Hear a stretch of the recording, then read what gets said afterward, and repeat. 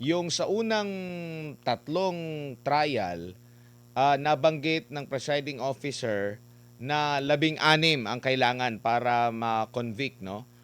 Tapos walang walang pagtutol ukol dito. The next day, may paglilinaw, pag-question kung ito ba ay legal opinion lang or ano na, paninindigan ng impeachment court, at nag-affirm ang presiding judge dito. So, hindi na ito mababago, sir, kasi naaprobahan na nila yung journal sa mga nakalipas na mga pagdinig nila and walang tumutol. So all the way sa nababanggit mo nga na siyam na pong araw na possible na trial days, ito na yung kanilang paninindigan at hindi na ito pwedeng mabago ng kahit anumang motion or kung ano ba.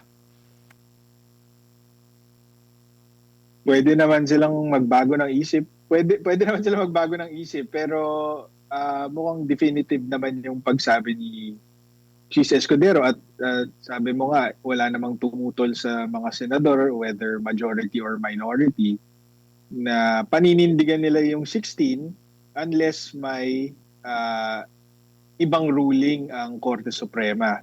At ang interesting doon ay um, kinabukasan nga, pagkatapos sabihin ni Senator Chis Escudero yung ruling ng impeachment court, lininaw ni Senator Ping Lacson na ruling siya ng impeachment court at kinonfirm niya na dahil ruling siya ng impeachment court, pwede na itong iakyat sa Korte Suprema kasi justiciable controversy na siya. So, yun ang interesting doon kasi mukhang kung sino man ang nagtutulak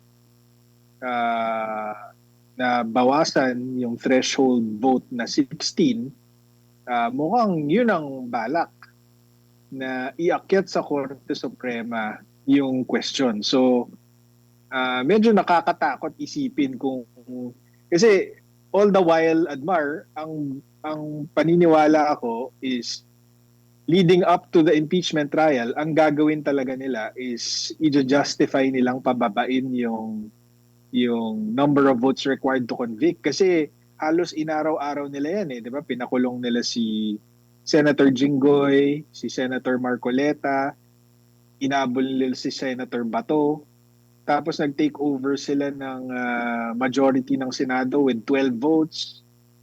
So, parang tapos 'di ba may mga balita na tinakot nila si Chis Escudero at si Senator Joel Villanueva na kung hindi sila umanib sa majority, ipapakulong din sila. So, doon sa mga ginawa nila bago itong impeachment trial, ang buong akala ko is yun ang gagawin nilang strategy para makuha yung conviction ni VP Sara. Babawasan nila yung threshold vote. Pero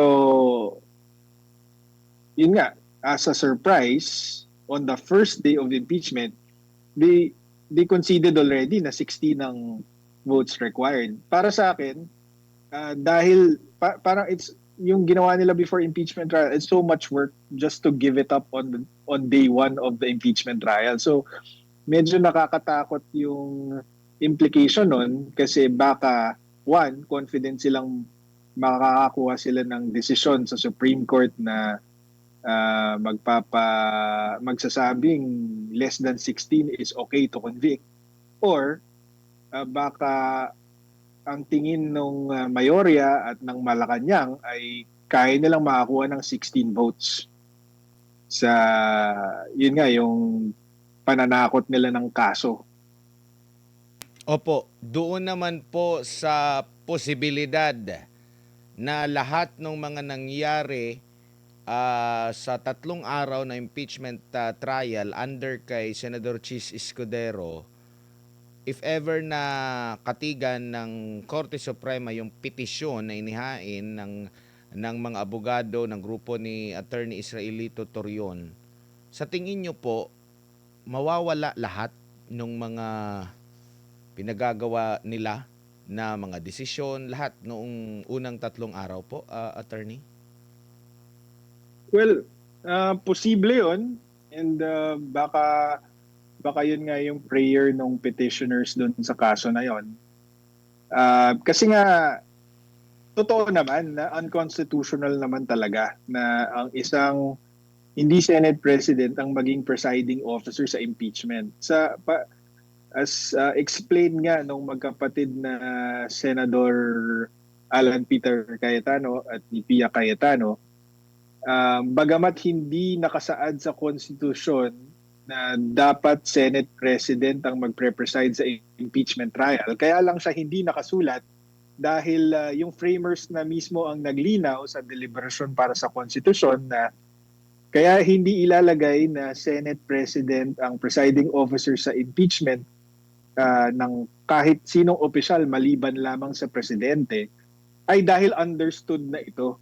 So nagdesisyon sila na hindi na kailangan isulat. Parang ang naging explanation is pag presidente ng Pilipinas ang nakasalang sa impeachment, ang magiging presiding officer ay ang Chief Justice ng Supreme Court. For all other cases, Senate President. Pero understood na yun, kaya hindi na kailangan isulat. So unconstitutional talaga yung pagtalaga kay Senator Escudero bilang presiding officer. At makikita natin kung magre-resulta ito sa pag-void ng entire proceedings. Sana hindi naman dahil sa ngayon medyo effective si Senator Escudero bilang presiding officer. Para sa akin, he's handled it as well as anyone could. Kasi so far, binibigyan niya ng pagkakataon yung bawat panig na binibigyan niya ng leeway yung bawat panig na sabihin ng gusto nilang sabihin. Hindi masyadong technical siya mag-rule on the objections. So far, para sa akin, positive influence si Senator Escudero sa proceedings. Kaya lang, ang problema nga, unconstitutional siya. So meron talagang risk na ma-void yung entire proceedings. Ang tanong is, bakit ipipilit ng mayorya at ng mga taong nasa likod ng mayorya na gawing presiding officer si Senator Chis Escudero kung alam naman nilang may high risk of unconstitutionality yung ginagawa nila. So dahil nga may mga banta din kay Senator Chis Escudero na ipapakulong siya, non-bailable in connection with the flood control scandal, maaring tinalaga siya dyan para i-secure yung conviction ni VP Sara. Sa ngayon, hindi pa natin nakikita kung na nangyayari yun. Pero baka sa mas mga eksplosibong mga ebidensya at mga article, baka makita natin na biglang pumapanig na si Senator Escudero sa prosecution. Diba? Makikita natin, dapat bantayan natin yan. Pero hindi rin po ba kasi parang alam na nila eh. Kasi nangyari itong paglalagay nila ng bagong leader. Nangyari itong lahat yata within same day na after na merong mahalal bilang bagong pinuno nila or parang Senate pro tempore pa lang ata 'yon, no, sa katauhan ni Senador Win Gatchalian. Next nilang move noon during that time no nagkaroon ng na lumipat na ata si Joel Villanueva ay yung bago ng rules na kahit 12 lang silang bumoto, nagbago sila ng rules. So, kumbaga nakikita na nila during that time, as early as that time, na mangungulelat si Senator Win Gatchalian. Kaya meron ng nakahandang rules na pwede silang pumili kung sino yung magpe-preside.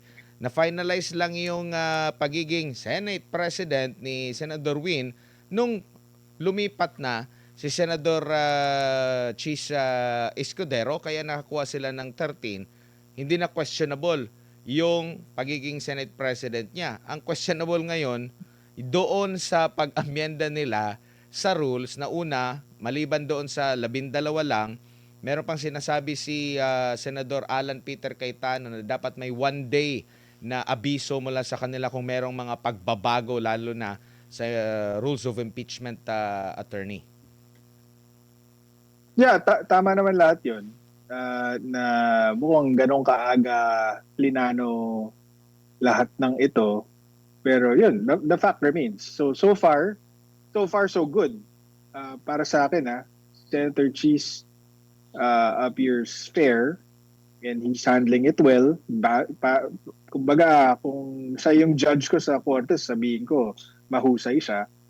Pero again, hindi pa para sa akin itong article na ito, itong Article 4, ito nga yung pinaka walang kwenta Opo. Pero na article isa ng pa sa apa. prosecution. So hindi pa ganun ka high stakes ito